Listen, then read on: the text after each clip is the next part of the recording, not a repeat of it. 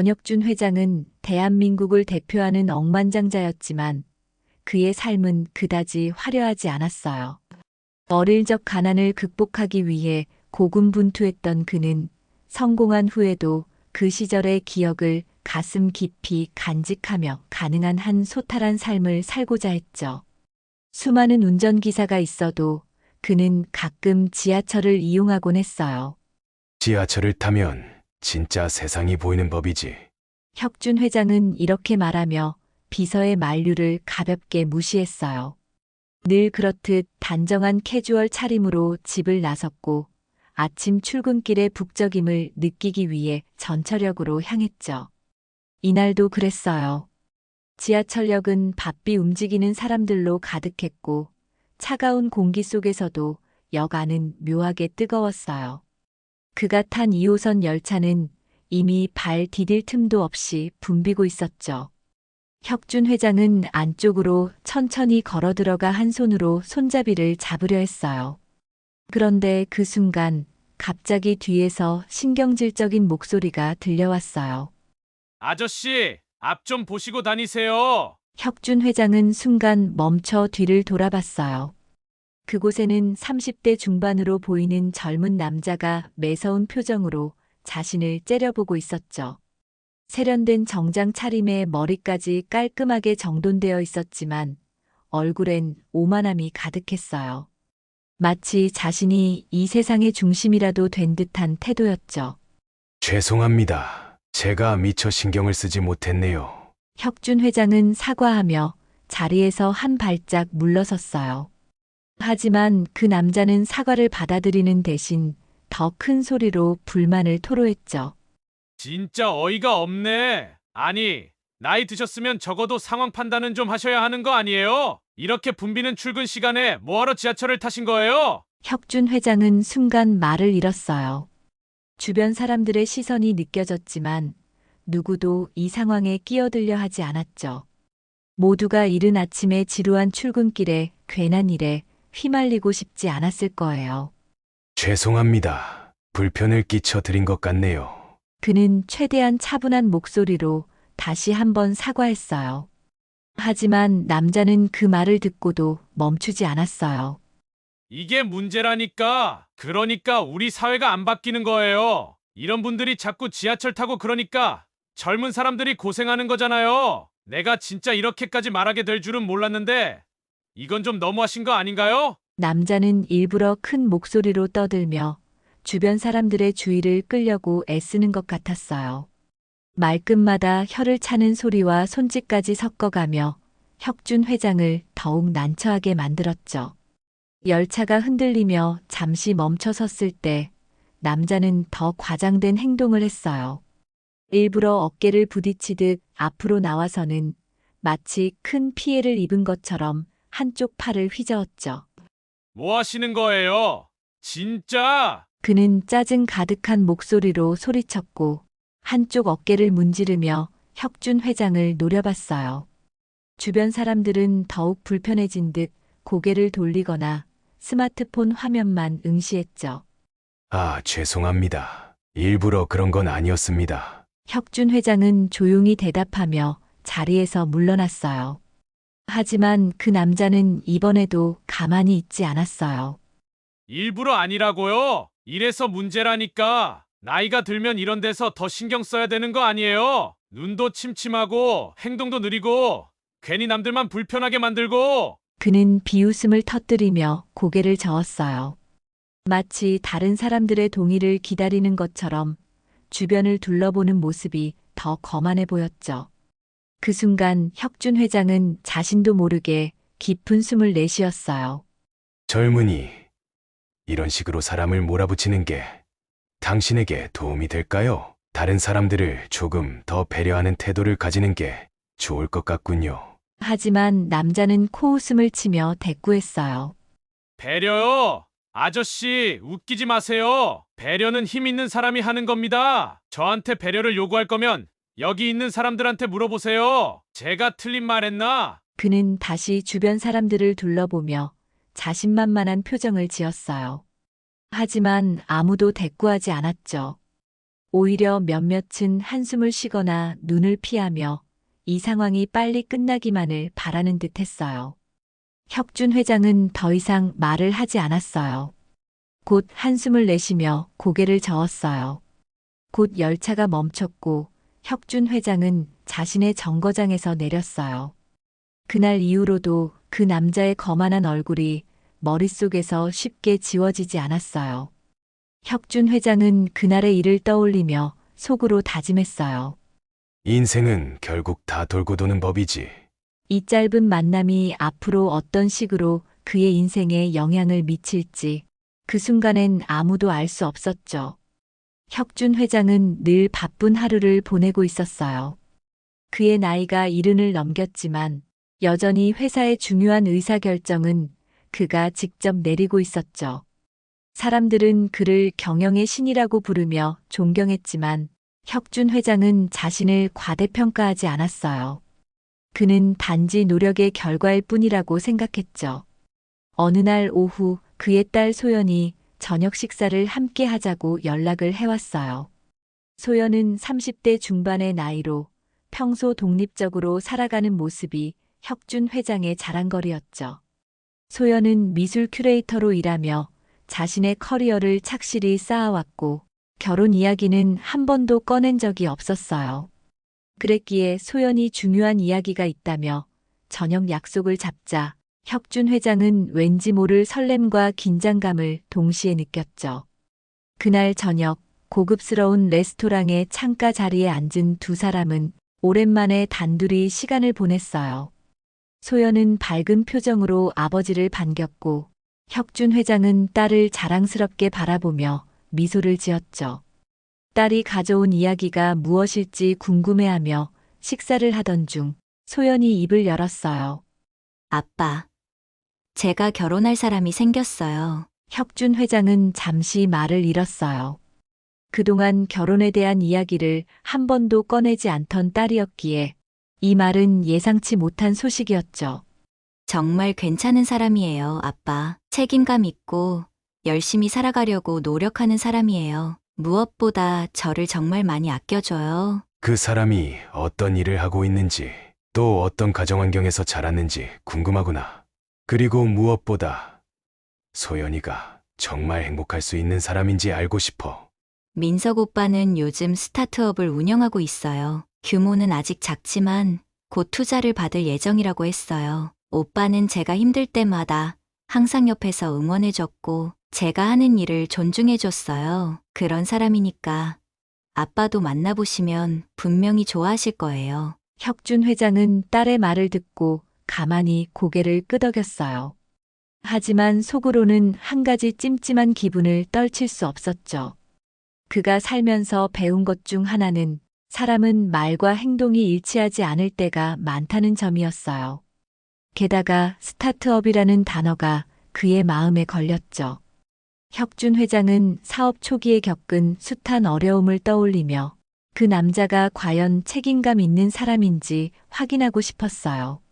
좋다. 그럼 만나보자꾸나. 혁준 회장은 딸의 기쁨을 깨고 싶지 않아 흔쾌히 동의했어요. 그러나 그는 속으로 결심했어요. 소연이 사랑하는 사람이 정말 괜찮은 사람인지 직접 확인하겠다고요. 며칠 후 딸이 예비 사위를 데려오는 날이 되었어요. 혁준 회장은 딸이 좋아하는 요리를 준비하도록 집 안을 정돈하고 거실에 앉아 기다렸죠. 약속된 시간이 되자 초인종이 울렸고 문 앞에서 소연과 한 남자가 들어왔어요. 그런데 소연이 데려온 예비 사위의 얼굴을 보는 순간 권혁준 회장은 손에 쥐고 있던 물잔을 놓칠 뻔했어요. 몇 달 전 지하철에서 자신을 모욕했던 바로 그 남자가 서 있는 걸 보고 숨이 턱 막혔죠. 눈앞에 서 있는 민석은 아무것도 모른다는 듯 해맑은 표정으로 고개를 숙이며 말했습니다. 안녕하세요. 처음 뵙겠습니다. 김민석입니다. 처음 뵙겠다니. 혁준 회장은 속으로 깊은 혼란과 분노를 느꼈어요. 민석이 자신을 알아보지 못한 것도 태연하게 소연 옆에서 웃고 있다는 것도 모두 기가 막혔죠. 그때의 기억이 강렬하게 떠올랐습니다. 저렇게 뻔뻔할 수가. 눈앞에서 나를 밀치고 모욕하던 그 태도가 이렇게나 똑같은데. 나를 모른다고. 소연은 행복한 미소를 띤 채 말했습니다. 아빠, 이 사람이 바로 민석 오빠예요. 오빠는 요즘 자기 사업을 키우려고 정말 열심히 노력 중이에요. 소연의 목소리가 들렸지만 혁준 회장은 마치 다른 세상에 있는 기분이었어요. 그의 시선은 민석의 얼굴에 고정되어 있었고 심장이 빠르게 뛰었죠. 민석은 권혁준의 깊고 날카로운 시선을 느꼈는지 잠시 눈빛이 흔들렸어요. 하지만 이내 다시 미소를 지으며 말했어요. 권 회장님 뵙게 되어 영광입니다. 소연이가 항상 아버님 이야기를 많이 했어요. 저도 앞으로 더 좋은 사람이 되려고 노력할 겁니다. 말은 공손했지만 민석의 말투와 미소에 묘한 가식이 묻어났어요. 혁준 회장은 그의 말이 진심인지 판단하기 어려웠어요. 혁준 회장은 가슴속에서 복잡한 감정이 치밀어 오르는 걸 느꼈어요. 화와 경멸, 그리고 딸에 대한 걱정이 모두 뒤섞였죠. 어떻게 이런 남자를 내 딸이 사랑할 수 있지? 하필이면 몇 달 전 나를 모욕했던 바로 그 사람이란 말인가? 그 뻔뻔한 태도를 가진 사람이 내 딸의 미래를 책임질 수 있을까? 하지만 혁준 회장은 오랜 세월 경영자로서 쌓아온 냉철함으로 감정을 억눌렀어요. 자칫 잘못된 반응을 보이면 딸과의 관계가 망가질 수도 있었기 때문이죠. 무엇보다 딸 소연의 얼굴에 가득한 행복이 그를 더욱 침묵하게 만들었어요. 그는 애써 미소를 지으며 말을 건넸죠. 그래, 민석 씨. 자네가 우리 소연을 행복하게 해주겠다고 하니 기쁘군. 그럼 앉아서 이야기를 좀 나눠보세. 민석은 환하게 웃으며 자리에 앉았지만 혁준 회장은 그의 작은 제스처 하나까지 날카롭게 관찰했어요. 민석의 말투, 태도, 그리고 표정에는 어딘가 묘한 가식이 느껴졌어요. 몇 마디 대화를 나눈 후에도 혁준 회장은 민석을 신뢰할 수 없다는 확신이 점점 강해졌어요. 그날 밤 소연과 민석이 떠난 뒤에도 혁준 회장은 혼자 서재에 앉아 생각에 잠겼어요.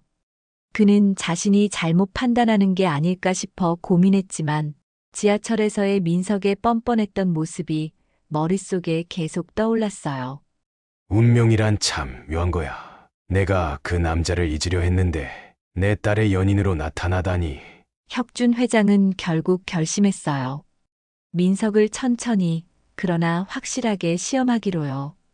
소연과 민석이 떠난 뒤에도 혁준 회장은 한참 동안 서재에서 나오지 않았어요. 책상 위에는 한동안 펴지지 않은 서류와 미처 마시지 못한 차 한 잔이 놓여 있었죠. 혁준 회장은 천장만 바라보며 깊은 생각에 잠겼어요. 왜 하필 저 녀석일까? 내가 지하철에서 겪었던 일이 우연히 벌어진 게 아니라는 걸 깨닫게 되면 소연은 얼마나 충격을 받을까? 그렇다고 무턱대고 민석을 반대할 수도 없는 노릇이고. 민석의 모든 것이 의심스러웠지만 무엇보다 그의 가장 큰 걱정은 딸의 행복이었어요. 딸이 마음을 다해 사랑하고 있다고 믿는 사람을 대놓고 반대하는 것은 자칫 딸과의 관계를 돌이킬 수 없게 만들 수도 있는 위험한 행동이었죠. 그래서 그는 냉정해지기로 마음먹었어요. 모든 것을 제대로 알아보기 전까진 결코 결정을 내리지 않겠다고 다짐했어요. 그는 서랍에서 수첩을 꺼내 몇 가지를 적기 시작했어요. 김민석, 사업, 재정 상태, 인간관계, 이 모든 것을 알아봐야겠군. 혁준 회장은 결혼을 승낙하기 전에 반드시 민석에 대해 철저히 검증하겠다는 계획을 세웠어요. 다음 날 아침 혁준 회장은 출근하자마자 박 비서를 호출했어요. 박 비서는 혁준 회장 곁에서 오랫동안 일하며 그의 신뢰를 받는 사람이었죠.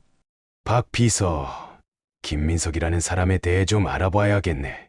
혁준 회장은 간단히 민석의 기본적인 정보를 전달하며 말했어요. 그가 어떤 사람인지 자세히 조사해줘. 학력, 직업, 재정 상태뿐 아니라 주변 사람들의 평판까지 세세히 말이야. 특히 사업과 관련된 문제는 빠짐없이 확인하도록. 박 비서는 잠시 주저없이 고개를 끄덕였어요. 알겠습니다. 회장님, 조사 결과를 가능한 한 빨리 보고 드리겠습니다. 그날 이후 박 비서는 민석의 과거를 추적하기 위해 바쁘게 움직였어요. 그가 처음 등록된 사업체의 기록, 투자 자료, 심지어 민석이 관계를 맺었던 사람들의 증언까지 하나하나 수집하기 시작했죠. 며칠 후 박 비서는 두꺼운 서류철을 들고 혁준 회장의 사무실로 들어왔어요. 회장님, 김민석 씨에 대한 조사 결과를 준비했습니다. 박 비서는 서류철을 책상 위에 내려놓으며 말했다. 혁준 회장은 천천히 서류를 열었어요. 첫 장에는 민석의 학력과 경력 사항이 정리되어 있었죠. 겉보기엔 멀쩡한 이력처럼 보였지만 자세히 들여다볼수록 허점이 보이기 시작했어요. 이력에 뭔가 빠져 있는 것 같군. 혁준 회장이 말하자 박 비서가 고개를 끄덕이며 답했어요. 맞습니다. 민석 씨가 이전에 다녔다고 주장한 회사 중 일부는 실제로는 근무 기록이 없는 것으로 확인됐습니다. 그리고 지금 운영 중인 스타트업도 매출이 거의 없고 대부분 투자 유치와 외부 자금 지원에 의존하고 있습니다. 혁준 회장은 그 말을 듣고 가만히 고개를 끄덕였어요. 그러나 그 뒤에 이어진 박 비서의 말은 그의 심장을 무겁게 만들었죠.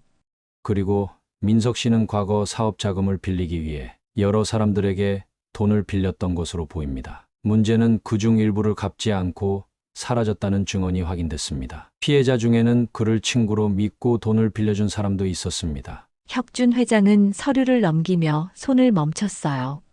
눈에는 분노와 실망이 스쳐갔지만 표정은 여전히 차분했어요. 친구의 돈을 빌리고 갚지 않았다. 그는 중얼거리며 서류를 덮었죠.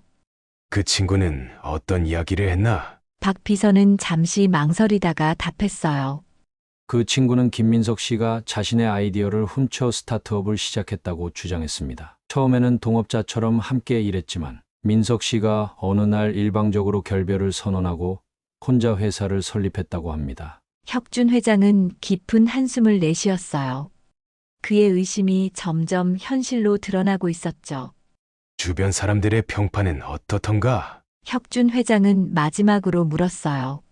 민석 씨를 잘 아는 사람들 중에는 그를 매력적이고 열정적인 사람으로 보는 경우도 있었습니다. 하지만 다수는 그가 자기중심적이고 다른 사람들의 노력을 자신의 성과로 포장하는 경향이 있다고 평가했습니다. 혁준 회장은 박 비서의 말을 들으며 다시 한번 결심했어요. 소연을 지키기 위해서라도 민석의 진짜 본 모습을 끝까지 파헤쳐야겠군. 그날 밤 집으로 돌아온 혁준 회장은 소연의 행복한 모습을 보며 복잡한 감정을 느꼈어요.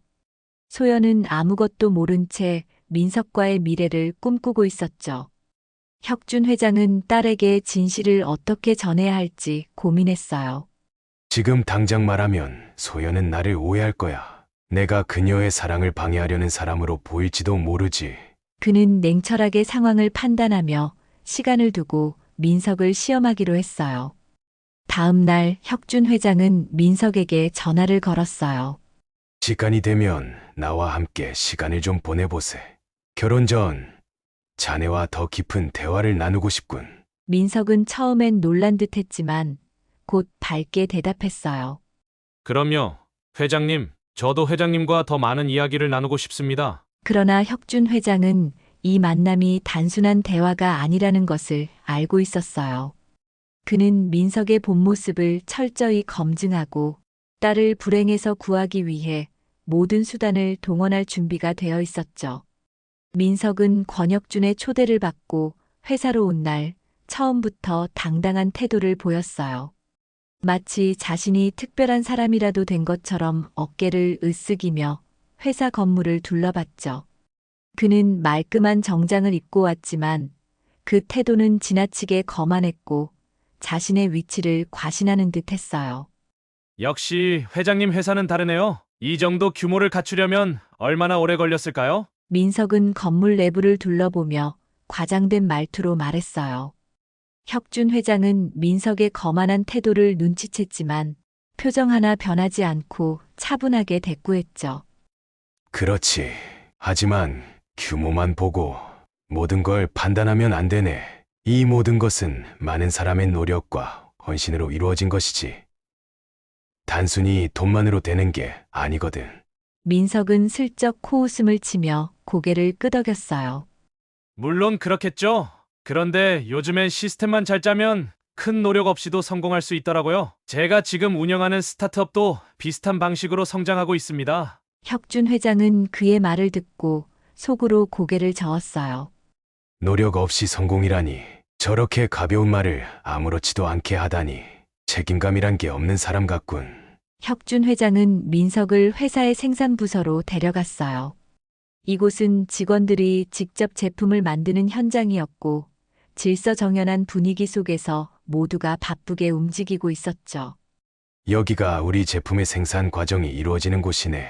자네가 사업을 한다고 하니 이런 과정을 이해하는 것도 중요할 거야. 혁준 회장이 설명하자 민석은 흥미로운 척하며 고개를 끄덕였어요. 하지만 그의 눈빛은 이미 다른 곳에 있었고 말끝마다 비아냥이 섞였죠. 이런 건 뭐 자동화로 처리하면 될 텐데요. 이렇게 많은 인력을 쓸 필요가 있을까요? 민석은 대충 둘러보며 무례하게 말을 던졌어요. 옆에서 작업하던 직원들이 그의 말을 듣고 잠시 고개를 들었지만 아무 말 없이 다시 작업에 집중했어요. 혁준 회장은 그 태도가 신경 쓰였지만 참고 넘겼죠. 자동화가 모든 문제를 해결할 순 없네. 사람의 손이 필요한 일이 있기 마련이지. 하지만 민석은 고개를 끄덕이긴커녕 짧게 웃으며 되받아쳤어요. 그건 좀 시대에 뒤떨어진 생각 아닐까요? 제 사업에서는 최대한 효율을 추구하거든요. 시간 낭비와 비용 낭비는 곧 실패로 이어지니까요. 혁준 회장은 잠시 말을 멈추고 민석을 바라봤어요.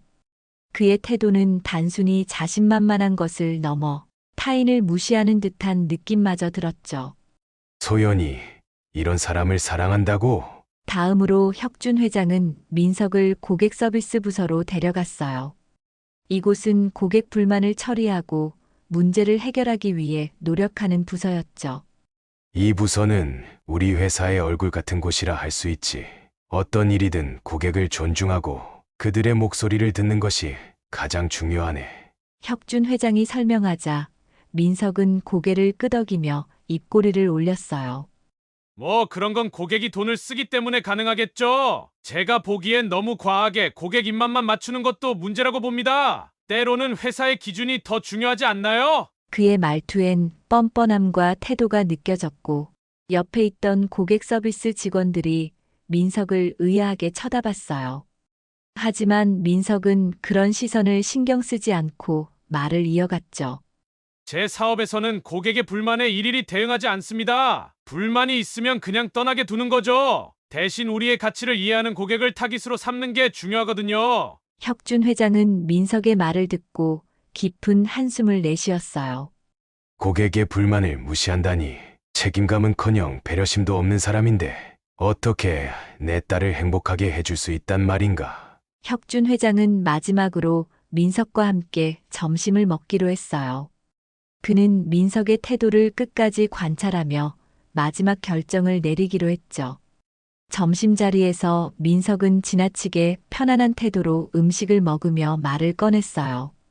회장님, 제가 회장님의 회사를 보니까 솔직히 좀 놀랐습니다. 이 정도면 정말 대단하다고 인정할 수밖에 없네요. 겉으로는 칭찬처럼 들렸지만 그의 말투엔 묘한 비꼼이 묻어 있었어요. 하지만 요즘 세상에선 이런 전통적인 방식이 얼마나 오래갈지 모르겠습니다. 제 사업은 훨씬 더 현대적이고 젊은 세대의 니즈를 충족시키고 있거든요. 혁준 회장은 민석의 태도에 한계점을 느꼈어요. 겸손함이라고는 찾아볼 수 없군. 이런 사람이 내 딸과 함께할 자격이 있다고 생각한 건가? 식사가 끝난 뒤 혁준 회장은 민석에게 마지막으로 말을 건넸어요. 민석 씨, 자네는 자신감이 넘치는 사람이네. 하지만 그 자신감이 지나치면 때로는 오만으로 변할 수 있다는 것도 명심하길 바라네. 민석은 슬쩍 웃으며 대답했어요. 회장님 말씀도 일리가 있습니다. 하지만 저는 앞으로 더 큰 성공을 위해 노력할 생각입니다. 소연이도 저와 함께라면 더 행복할 겁니다. 그 순간 혁준 회장은 확신했어요. 이 사람은 내 딸을 책임질 준비가 되어 있지 않아. 그리고 그 준비가 되지도 않을 것이다. 그날 이후 혁준 회장은 민석의 본 모습을 딸에게 알릴 방법을 고민하며 더 깊이 계획을 세우기 시작했어요. 민석과의 만남은 확신을 주었죠. 그는 자신의 모든 경험과 자원을 동원해 딸을 지켜내겠다고 결심했어요. 다음 날 아침 권혁준 회장은 평소보다 일찍 일어나 아침 식탁에서 소연을 기다렸어요. 딸이 잠에서 깨어나 거실로 내려오는 동안 그는 생각을 정리하려 했지만 머릿속은 여전히 복잡했어요. 민석에 대해 알게 된 모든 사실과 딸의 반응에 대한 두려움이 그를 압박했죠. 소연이 식탁으로 다가왔을 때 그녀의 밝은 얼굴은 혁준 회장의 마음을 한층 더 무겁게 만들었습니다. 아빠, 오늘 아침엔 웬일로 이렇게 일찍 깨어 계세요? 무슨 일 있으세요? 소연은 걱정스러운 눈빛으로 물었어요. 소연아, 우리 얘기 좀 하자. 그는 딸의 눈을 피하지 않고 차분하게 말을 꺼냈어요. 소연은 잠시 멈칫하더니 의자에 앉아 고개를 끄덕였어요. 알겠어요. 무슨 얘긴데요, 아빠? 혁준 회장은 깊은 숨을 내쉬며 말을 이어갔습니다. 민석이에 대해 알아봤다. 소연은 순간 굳은 표정으로 아버지를 쳐다봤어요. 그런데요? 아빠가 뭘 알아보셨다는 거예요? 혁준 회장은 망설임 없이 민석에 대한 조사 결과를 차근차근 설명하기 시작했어요. 그의 과거, 재정 상태, 그리고 주변 사람들의 평판까지 모든 것을 말했죠. 딸이 충격받을 것을 알았지만 그는 거짓된 위로보다 진실을 말하는 것이 옳다고 판단했어요. 소연은 이야기가 진행될수록 표정이 굳어갔습니다. 아빠, 그건 그냥 오해일 수도 있어요. 민석 오빠가 그런 사람일 리 없어요. 그녀는 목소리를 높이며 반박했어요. 소연아, 나는 너를 위해 이 사실들을 확인했어. 민석이는 책임감이 부족하고 그의 사업도 투명하지 않아. 내가 하는 말이 내 감정을 상하게 할 수도 있지만 너의 미래를 위해 이런 결정을 내리는 거야. 소연은 눈물을 머금은 채 대답했어요. 아빠는 민석 오빠를 너무 몰라요. 그 사람은 제가 어려울 때 항상 곁에 있어줬고 제가 힘들어할 때마다 가장 큰 힘이 되어줬어요. 누구나 과거에 실수는 있을 수 있잖아요. 그걸로 그 사람을 판단하는 건 너무하신 거 아닌가요? 소연아, 그건 단순한 실수가 아니야. 민석 씨는 지금도 자신의 행동을 책임지지 않고 있잖아. 너가 이런 사람과 결혼한다면 행복할 수 있을 것 같니? 혁준 회장은 딸을 설득하려 애썼지만 그의 말은 더 큰 반발만 불러일으켰어요. 아빠가 그렇게 말하면 할수록 저는 민석 오빠를 지켜야겠다는 생각이 들어요. 아빠가 이렇게까지 반대하는 이유가 대체 뭐죠? 그냥 제가 사랑하는 사람이 싫은 거잖아요. 소연은 목소리를 높이며 감정적으로 터져나왔어요. 소연아, 나는 너가 행복하기를 바랄 뿐이야. 너의 사랑을 부정하려는 게 아니야. 하지만 그는 너가 기대는 사람이 아니라 너의 행복을 위협할 사람일 수도 있다는 걸 이해해줬으면 좋겠다. 혁준 회장은 딸을 설득하려 했지만 소연의 표정은 더더욱 단호해졌어요. 아빠가 그렇게 생각하신다면 제가 선택한 사람과 제 행복도 믿지 않으신다는 뜻이겠죠. 소연은 자리에서 벌떡 일어나 방으로 올라가 버렸어요. 그날 밤 혁준 회장은 서재에서 한참 동안 고민하며 시간을 보냈어요. 소연의 분노와 눈물이 계속 떠올라 마음이 무거웠죠. 며칠 후 소연은 결혼을 강행하겠다고 선언하며 집을 떠나겠다고 했어요. 아빠, 민석 오빠와 저는 결혼할 거예요. 더 이상 아빠의 반대를 듣고 싶지 않아요. 소연의 목소리는 떨렸지만 단호했어요. 혁준 회장은 그녀의 결정을 막지 못했어요. 그저 딸이 떠나는 뒷모습을 보며 말없이 서 있을 뿐이었죠. 내가 너무 몰아붙였나? 아니면 내가 다른 방법을 찾았어야 했나? 그의 머릿속엔 수많은 생각이 스쳐 지나갔습니다. 소연은 집을 떠났지만 혁준 회장은 그녀를 포기하지 않기로 결심했어요. 그는 민석의 본 모습을 더 확실히 밝혀내어 소연이 스스로 진실을 깨닫게 할 방법을 찾기로 했습니다. 이 갈등은 단순히 가족 간의 싸움이 아니었어요. 그것은 딸의 미래와 그녀의 선택에 대한 시험이었고, 혁준 회장은 더 나은 길을 찾기 위해 모든 노력을 다할 것을 다짐했죠. 하지만 소연은 민석과 결혼 날짜까지 잡았어요. 소연과 민석의 결혼식이 다가올수록 민석의 과거는 점점 더 많은 사람들에게 드러나기 시작했어요. 혁준 회장이 직접 나서지는 않았지만 그가 박 비서를 통해 수집한 정보는 이미 민석의 과거를 아는 일부 피해자들에게 전달되었습니다. 그들은 오랜 시간 묵혀왔던 분노와 억울함을 억누르지 못하고 마침내 입을 열기로 결심했어요. 첫 번째 폭로는 인터넷 커뮤니티에서 시작되었습니다. 한 익명의 글쓴이가 민석과 함께 사업을 시작했다가 배신당했다며 자신의 경험을 공유했죠. 김민석이라는 사람, 겉으로는 멋있고 열정적인 사람처럼 보이지만 그의 본 모습은 그렇지 않습니다. 그는 제 아이디어를 훔치고 저를 사업에서 내쫓았어요. 그 후로 저는 모든 걸 잃었죠. 이 글은 순식간에 사람들 사이에서 퍼졌고 곧이어 다른 피해자들도 하나둘씩 증언을 올리기 시작했어요. 민석이라는 사람이 제게 돈을 빌려갔지만 끝내 갚지 않았습니다. 그때 믿었던 제 자신이 너무 어리석게 느껴졌어요. 저도 그에게 속았습니다. 그는 자신의 목적을 위해 사람들을 이용하고 필요 없으면 버리는 사람이에요. 민석의 이름은 점점 더 부정적인 이미지로 퍼져나갔고 사람들은 그의 과거를 파헤치기 시작했습니다. 사업체의 허위 보고서, 불투명한 재정 상태, 투자자들과의 갈등 등 민석의 어두운 과거가 하나씩 드러났죠.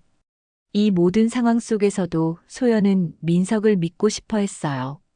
민석 오빠가 그랬을 리 없어요. 누군가 오해하거나 부풀린 얘기일 거예요. 그녀는 여전히 민석을 옹호하며 아버지의 걱정을 받아들이지 않았습니다. 하지만 시간이 지날수록 민석의 태도는 점점 달라졌습니다. 결혼식을 준비하며 그는 전보다 더 초조해 보였고 소연과의 대화에서도 불안한 기색이 엿보였죠. 소연은 민석에게 물었어요. 오빠, 무슨 일이 있어? 요즘 왜 이렇게 신경이 곤두서 있는 것 같아? 그러나 민석은 그저 웃으며 대답했어요. 아니야. 그냥 일이 많아서 그래. 결혼식 준비도 그렇고 신경 쓸 게 많아서 좀 예민해진 것 같아. 소연은 그 말을 믿으려 했지만 민석의 불안은 점점 더 뚜렷해졌습니다. 결혼식 전날 민석은 한동안 연락이 닿지 않았습니다. 소연은 걱정이 되어 여러 차례 전화를 걸었지만 민석은 전화를 받지 않았죠. 결국 밤늦게 그가 나타났습니다. 피곤한 얼굴로 들어선 민석은 한참 동안 소연을 바라보다가 말했다. 소연아, 우리 정말 이대로 결혼해도 괜찮을까? 소연은 당황했어요. 그게 무슨 말이야? 내일이면 우리가 부부가 되는 건데 갑자기 왜 그런 말을 하는 거야? 민석은 대답 대신 고개를 숙였습니다. 소연은 민석의 손을 잡으며 말했어요. 오빠, 나 믿어. 어떤 일이 있어도 우리는 함께 할 거야. 아빠도 처음엔 반대하셨지만 우리가 진심이라는 걸 알게 되시면 결국 받아주실 거야. 그러나 민석은 그 말을 듣고도 표정이 밝아지지 않았습니다. 결혼식 당일 아침 드디어 운명의 순간이 찾아왔습니다. 소연은 하얀 웨딩드레스를 입고 거울 앞에서 마지막으로 옷매무새를 가다듬고 있었죠. 그녀의 얼굴에는 설렘과 긴장감이 동시에 묻어났습니다. 하지만 민석은 끝내 나타나지 않았습니다. 몇 시간이 지나서야 민석이 소연에게 전화를 걸어왔습니다. 소연아, 정말 미안해. 그의 목소리는 떨리고 있었습니다. 오빠, 어디야? 결혼식 시간이 다 됐어. 지금이라도 빨리 와. 하지만 민석은 떨리는 목소리로 말을 이었습니다. 나 너랑 결혼할 수 없을 것 같아. 소연은 충격을 받아 말을 잃었습니다. 뭐라고? 오빠 무슨 소리야? 왜 지금 와서 그런 말을 하는 거야? 민석은 한숨을 쉬며 말했습니다. 내가 지금까지 너의 곁에 있었던 게 잘못이었어. 난 너의 사랑을 받을 자격이 없어. 그리고 너를 더 이상 속일 수가 없어.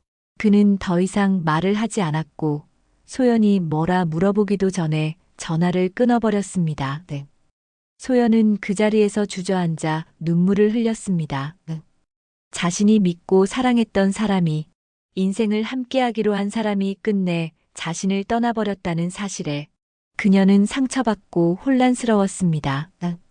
결혼식장은 혼란에 빠졌고 소연의 가족과 하객들은 상황을 수습하려고 애썼습니다. 하지만 소연은 한동안 아무 말도 하지 못한 채 하얗게 질린 얼굴로 앉아 있었어요. 그때 혁준 회장이 천천히 소연에게 다가왔습니다. 소연아, 그의 목소리는 조심스러웠지만 동시에 단호했습니다. 소연은 아버지를 바라보며 울먹이는 목소리로 말했어요. 아빠, 내가 너무 바보였어. 민석 오빠를 믿었던 내가 너무 어리석었어. 혁준 회장은 딸의 손을 꼭 잡으며 말했어요. 소연아, 사람은 누구나 실수를 할 수 있지만 중요한 건 그 실수를 통해 배우고 성장하는 거야. 너가 겪은 일이 아프고 힘들겠지만 이 경험이 너를 더 강하게 만들 거라고 믿는다. 소연은 아버지의 말을 들으며 서서히 마음을 가다듬기 시작했어요. 그녀는 사랑에 눈이 멀었던 현실을 깨달았습니다. 며칠 후 소연은 민석이 결국 경찰 조사를 받고 있다는 소식을 듣게 되었습니다. 그의 과거 비리와 피해자들의 증언이 모이면서 법적인 책임을 지게 된 것이었죠. 민석은 모든 것을 잃었고 더 이상 소연의 삶에 돌아올 수 없는 사람이 되었습니다. 소연은 아버지와 다시 대화를 나누며 마음을 치유해 나갔습니다. 아빠 말이 맞았어요. 제가 너무 이기적이었어요. 그리고 민석 오빠는 제가 생각했던 그런 사람이 아니었어요. 혁준 회장은 딸의 손을 잡으며 말했어요. 소연아, 넌 사랑을 통해 많은 걸 배웠을 거야. 사랑은 그 사람만 보는 게 아니라 함께한 모든 순간을 돌아보며 현실을 받아들이는 용기도 필요해. 소연은 고개를 끄덕이며 아버지의 말에 동의했습니다. 민석과의 관계는 끝났지만 그녀는 이 일을 통해 한층 더 성숙해졌습니다. 그녀는 이제 과거를 뒤로하고 새로운 시작을 준비하고자 했습니다. 그리고 아버지와의 관계도 더욱 깊어졌죠. 결국 민석의 추락은 소연에게도 아픔을 안겨주었지만 동시에 그녀에게 진정한 사랑과 책임감이 무엇인지 깨닫게 해주는 계기가 되었습니다. 시간은 소연에게 상처를 치유할 기회를 주었고 그녀는 점차 자신의 삶을 되찾기 시작했습니다. 민석과의 아픔은 깊었지만 소연은 이를 통해 자신을 돌아보고 성장할 수 있는 시간을 가졌습니다. 그 과정에서 그녀는 아버지 혁준 회장의 진심 어린 조언과 사랑을 더 깊이 이해하게 되었죠. 어느 날 소연은 아버지와 마주 앉아 차를 마시며 조심스럽게 말을 꺼냈습니다. 아빠, 그동안 제가 정말 철이 없었어요. 정말 죄송해요. 혁준 회장은 딸의 사과에 잠시 말을 잃었지만 이내 미소를 지으며 딸의 손을 잡았습니다. 소연아, 나도 너를 이해하지 못한 부분이 있었어. 하지만 중요한 건 우리가 서로 배웠다는 거야. 넌 앞으로 더 나은 선택을 할 거라고 믿는다. 그날 이후 소연은 민석과의 경험에서 배운 교훈을 되새기며 스스로를 사랑하는 법을 배우기 시작했습니다. 그녀는 자신의 감정과 생각을 더 솔직히 들여다보고 주변 사람들과의 관계에서도 진정성을 가지려고 노력했어요. 몇 달 후 소연은 직장에서 열린 미술 전시회에서 새로운 사람을 만나게 되었습니다. 그의 이름은 정우현이었고 그는 공학 박사 출신으로 현재 사회공헌 프로젝트를 진행 중인 젊은 사업가였습니다. 우연은 겸손하면서도 사려 깊은 사람이었고 무엇보다 다른 사람의 이야기에 귀 기울이는데 능숙했죠. 처음 만난 날 우연은 소연의 큐레이팅 작업에 대해 깊은 관심을 보이며 대화를 이어갔습니다. 소연 씨가 준비한 전시회 정말 감동적이네요. 미술이 이렇게 사람의 마음을 움직일 수 있다는 걸 다시 한번 느꼈어요. 그의 말은 진심이었고 소연은 그의 따뜻한 태도에 마음이 열리기 시작했습니다. 그들은 전시회를 계기로 몇 번 더 만나며 자연스럽게 가까워졌습니다. 우연은 언제나 책임감 있는 모습으로 소연의 이야기를 경청하고 그녀를 지지해 주었죠. 어느 날 우연은 소연에게 말했습니다.